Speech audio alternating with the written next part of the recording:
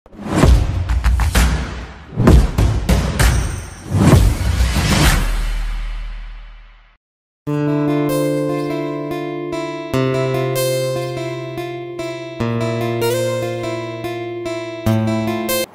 பரிசுத்த மகிமை உண்டாவதாக. கர்த்தர் உங்கள் குடும்பங்களை ஆசீர்வதிப்பாராக. கேட்டி மூலமாக உங்களுக்கு கர்த்தருடைய வார்த்தையை பகிர்ந்து கொள்வதிலே நான் மிகவும் சந்தோஷப்படுகிறேன். தியானிக்கும்படியாக யோவான் எழுதின சுவிசேஷம் 10ஆம் அதிகாரம் 9ஆம் வசனம். நானே வாசல், என் வழியாக ஒருவன் உட்பிரவேசித்தால் அவன் ரட்சிக்கப்படுவான். ஜெபிப்போம். கிருபை நல்ல தகப்பனே, நன்றியோடு சோதரிக்கிறோம், துதிக்கிறோம். வார்த்தைக்கு முன்பாக கடந்து வருகிறோம். அப்படியான கிருபையின் கீழ் வைத்து மறைத்து கொள்ளும். கேட்கிற ஒவ்வொருவர் மேலும் உடைய பூர்ண கிருபை இறங்குவதாக கிறிஸ்து இயேசு மூலம் வேண்டுகிறேன் பிதாவே. ஆண்டவராக இயேசு கிறிஸ்து இந்த உலகத்தில் மனுஷகுமாரனாக அந்த தேவகுமாரன் தன்னை வெளிப்படுத்தி வாழ்ந்த நாட்களில் இஸ்ரவேல் ஜனங்களுக்கு அநேக காரியங்களை உண்மைகளாக எடுத்து சொல்லிக்கொண்டே வந்தார். தேவனுடைய ராஜ்யத்தை குறித்தும் தான் யார் என்பதையும் அவர்களுக்கு மறைமுகமாக அவர் எடுத்து சொல்லி கொண்டு வரும் நாட்களில் ஒரு நாள் அவர் இந்த வார்த்தையை அவர் சொல்லுகிறார். நானே வாசல் என்று சொல்லுகிறார். ஏன் ஆண்டவர் தன்னை ஒரு வாசலுக்கு ஒப்பிட்டு சொல்லுகிறார் என்றால், அந்த அதிகாரம் முழுவதும் வாசித்து பார்க்கும் பொழுது மேய்ப்பர்கள் ஆடுகள் என்று அவர் விளக்கம் கொடுக்கிறார். இஸ்ரவேல் தேசத்தில் மேய்ப்பர்கள் உண்டு, நமக்கு நன்றாக தெரியும். கிறிஸ்து பிறந்த பொழுது தேவதூதர்கள் மேய்ப்பர்களுக்கு தரிசனமாகி அங்கே வாழ்த்துதல் சொல்லுகிறார்கள். ஆகவே அந்த மேய்ப்பர்கள் ஆடுகள் என்ற நிலைமை எடுத்து சொல்லும்போது அவர்கள் எளிதாக புரிந்து கொள்வார்கள் என்பதனாலே அவர் சொல்லுகிறார், நானே வாசல் என்கிறார்.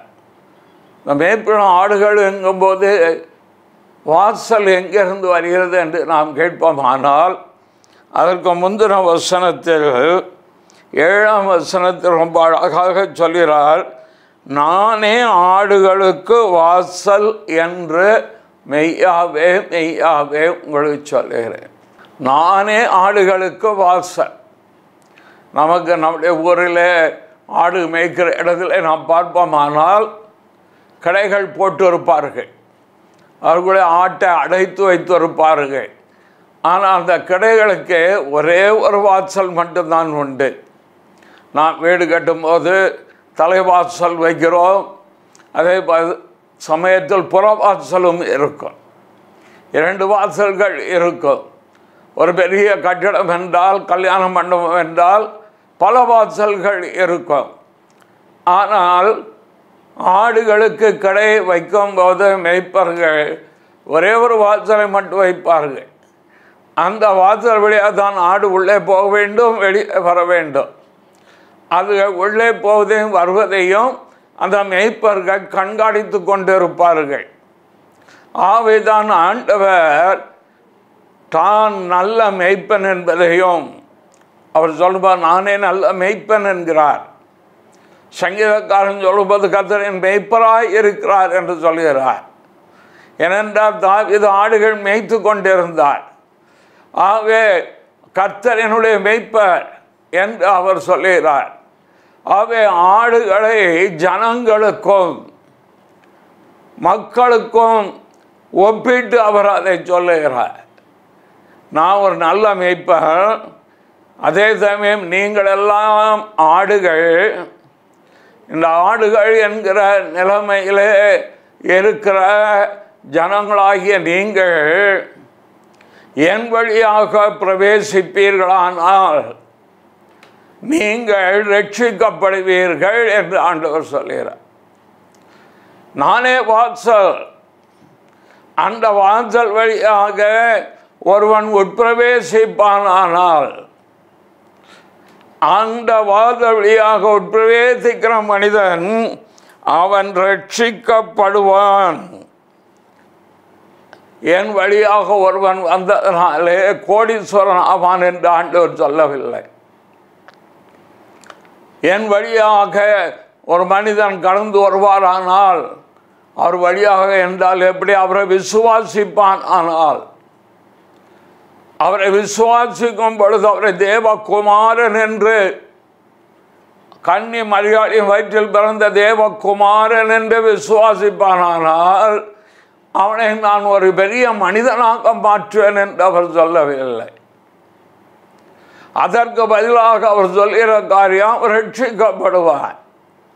ரட்சிப்பு என்றால் என்ன? விடுதலையாக்கப்படுதல், மீட்கப்படுதல், பாவ மன்னிப்பை அடைதல். இதுதான் மிக முக்கியமான ஒரு காரியம் என்பதை ஆண்டவர் ஜனத்துக்கு உணர்த்த ஆரம்பித்தார்.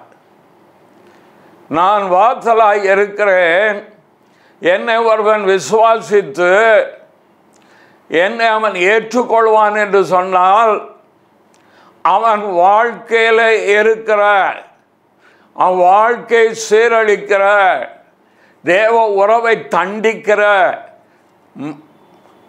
தேவ உறவை துண்டிக்கிற அந்த பாவமாகிய காரியத்தை முதலாவது அவனுக்கு மன்னிக்க நான் உண்மை உள்ளவராக இருக்கிறேன். ஏன் ஆண்டவர் இயேசு சிலுவையில் மரித்தார்? ஏன் ஆண்டவர் இயேசு 3ஆம் நாள் உயிர்த்தெழுந்தார்? இன்றைக்கு அவர் உயிரோடு கூட பரலோகத்திலே பிதாவின் சமூகத்தில் பரிந்து பேசுகிறவராக இன்றைக்கும் அன்பு செலுத்துகிறவராக அவர் இருப்பது காரணம் என்ன?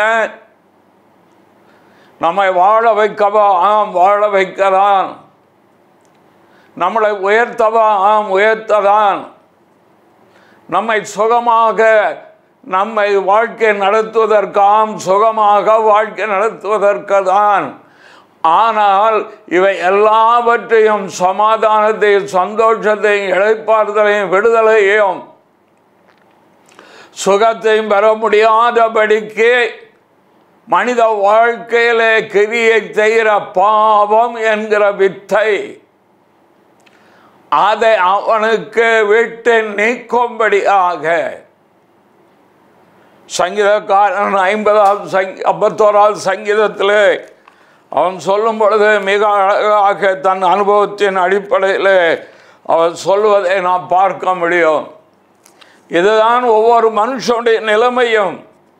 இதை நாம் மறுக்க முடியாது. நீங்கள் யாராக இருந்தாலும் சரி, கிறிஸ்தவரா கிறிஸ்தவர் அல்லாதவரா, தெய்வ நம்பிக்கை உடையவரா தெய்வ நம்பிக்கை இல்லாதவரா என்றெல்லாம் இதில் வித்தியாசம் கிடையாது. அவர் சொல்கிற காரியம் சங்கீதம் 51:5 வசனத்தில், இதோ நான் துர்க்குணத்தில் உருவானேன், என் தாய் என்னை பாவத்தில் கர்ப்பம் தரித்தாள். மிக அழகாக சொல்கிறார். நான் துர்க்குணத்தில் உருவானேன். பொய் சொல்ல சொல்லி எந்த பிள்ளைக்காவது ப்ரீகேஜி எல்கேஜி என்று தேர்க்கப்படுகிற பிள்ளைக்கு பள்ளிக்கூடத்தில் சொல்லிக் கொடுக்கிறார்களா? பொய் சொல்வது எப்படி பொய் சொல்லி தப்பிக்கலாம் என்று, அல்லது பெற்றோர்கள் தங்கள் பிள்ளைகளுக்கு நல்வழி காட்டுகிறார்களா? இல்லை பொய் சொல்ல கற்றுக் கொடுக்கிறார்களா? யாருமே கற்றுக் கொடுப்பதல்ல. கல்வி சாலைகளாக இருந்தாலும் சரி, பெற்றோர்களாக இருந்தாலும் சரி, மனிதநேயமுடைய எந்த ஒரு மனுஷனும் பொய் சொல்ல சொல்லி யாருக்கு கற்றுக் கொடுப்பது. ஆனால் தானாக பொய் சொல்லுகிறதே பிள்ளைகள், தானாக தங்களுடைய குற்றத்தை மறைப்பதற்கு முயற்சி செய்கிறதே. ஏன்? அதற்குரிய பதிலைத்தான் இந்த சங்கீதக்காரன் சொல்கிறார். நான் துர்க்குணத்தில் உருவானேன், பிறக்கும் பொழுதே எனக்குள்ள அந்த குணம் வந்துட்டு, பாவம், ஜன்ம கர்ம பாவம். என் தாய் என்னை பாவத்திலே கர்ப்பம் தரித்தாள். நான் விரும்பினதை செய்யாமல் விரும்பாதை செய்ய என்று பவுல் சொல்வது போல, நான் நல்லவனாய் வாழ விரும்புகிறேன், நல்லவனாய் வாழ முடியவில்லையே.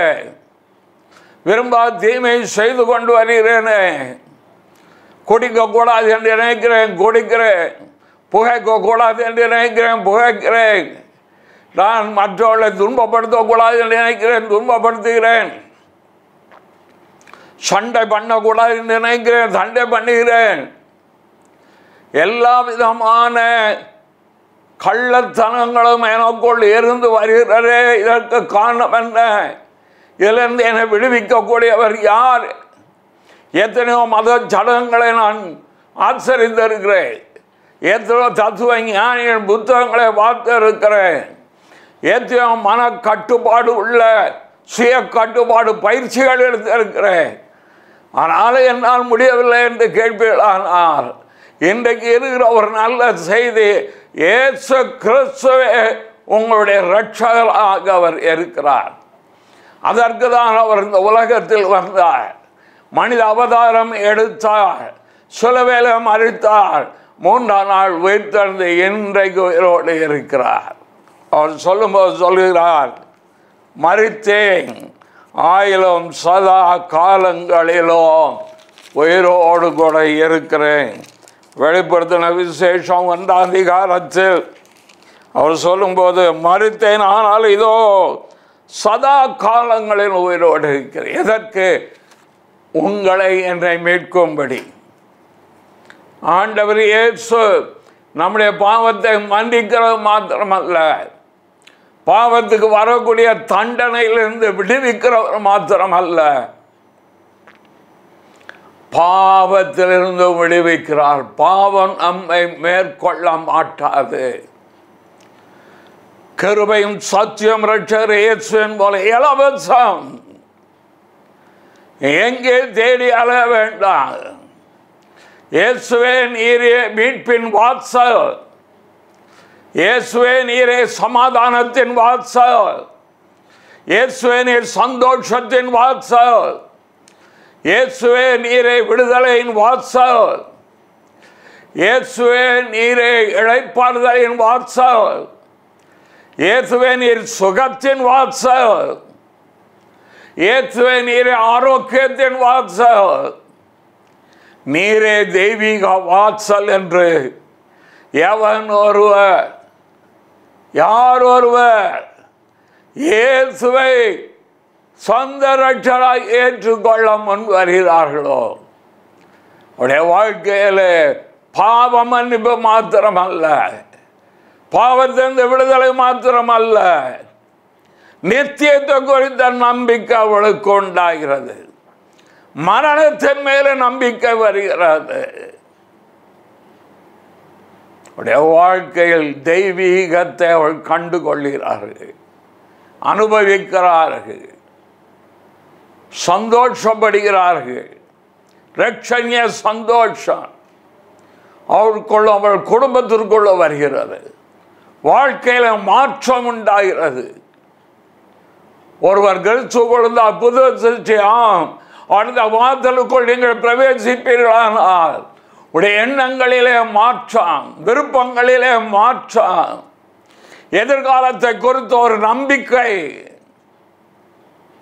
மரணத்தின் மேல ஒரு நம்பிக்கை, நித்திய ஜீவன், முக்தி அடைவேன் என்கிற நம்பிக்கை. இதெல்லாம் இயேசு கிறிஸ்துவின் இரத்தத்தினாலே அந்த மீட்பு நமக்கு உண்டாகி இருக்கிறது. உடைய விலையேற பெற்ற ரத்தம் இன்றைக்கு மலர்ந்த புஷ்பத்தை போல, இயேசு கிறிஸ்துவின் ரத்தம் சகல பாவங்களை நீக்கி நம்மை சுத்திகரிக்கும். சகல பாவங்கள்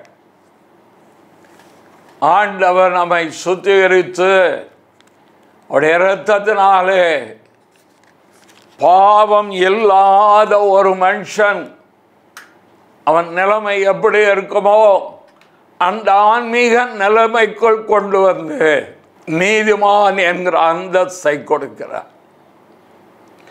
இது எல்லாமே இலவசம், விசுவாசத்தால் உண்டாவது. இயேசு கிறிஸ்துவின் மேல் நாம் விசுவாசிகளாகும் போது உண்டாகும் உள்ளான மனிதனின் மாற்றங்கள். ஏது நம்மளே மாற்றம் ஏற்படும் பொழுது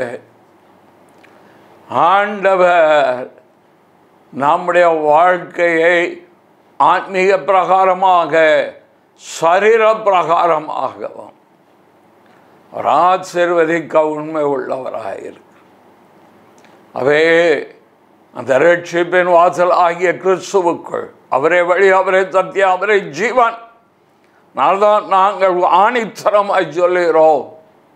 பாவம் மன்னிப்புக்கும் விமோச்சனம் அடைவதற்கும் ஒரே வழி இயேசுவே அல்லாமல் அவர் நாமமே எல்லாம் வேறு நாம கட்டளையிடப்படவில்லை. அவரே ஆண்டவர், அவரே கர்த்தர். கர்த்தர் உங்களை ஆசீர்வதிப்பாராக. இன்றைய ரட்சணிய நாள் வாழ்க்கை கிறிஸ்துவுக்கு ஒப்பு கொடுங்க. அவருடைய வழிகளுக்குள் வாங்க. வாழ்க்கையை தேவன் பொறுப்படுத்திக் கொள்வார். ஜெபிப்போம். நல்ல பிதாவே, கொடுத்த செய்தி உம்முடைய ஜனத்தை ஆசீர்வதிக்கட்டும். குடும்பங்கள் ஆசீர்வதிக்கப்பட்டிருக்கட்டும். உடைய தலைமுறைகள் ஆசீர்வதிக்கப்பட்டிருப்பதாக. கிருபையும் சமாதானமும் பெருகட்டும். இயேசுவின் மூலம் பிதாவே. ஆமென், ஆமென்.